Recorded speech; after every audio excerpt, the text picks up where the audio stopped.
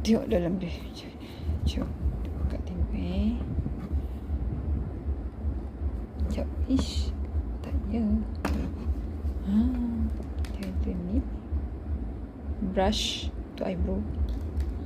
Ada pensel eyebrow. Lepas tu ada dia punya acuan dia untuk tekap kening. Ada sini je.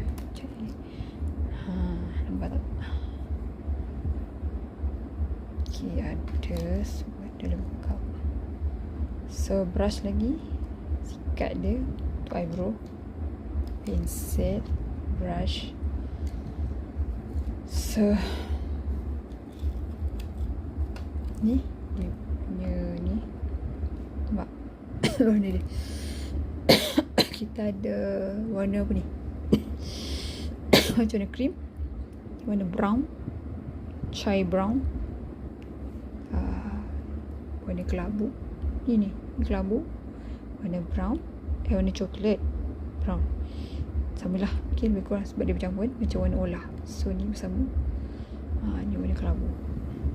Pekat ni chai. Kan? Okay.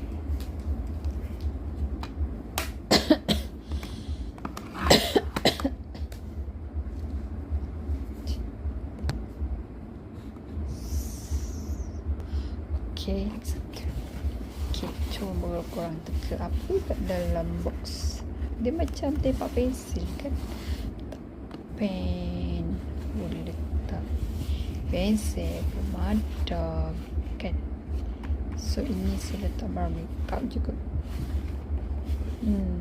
Tak bar makeup. Okay, jom kita tengok.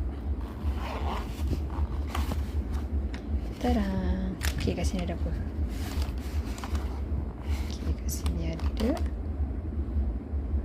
ni matte gloss. Nampak?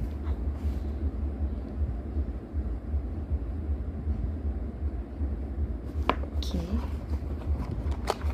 ni apa? Ni apa? Gincu. Tengok dia pakai dengan jari. Nampak? Nanti kan tengok dia punya bentuk dia macam ni.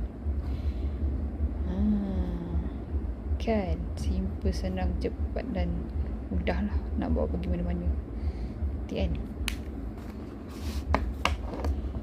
Okay, next. Lama ni, berapa tahun ni. Okay, ni apa? Tengok lagi tak? Jom.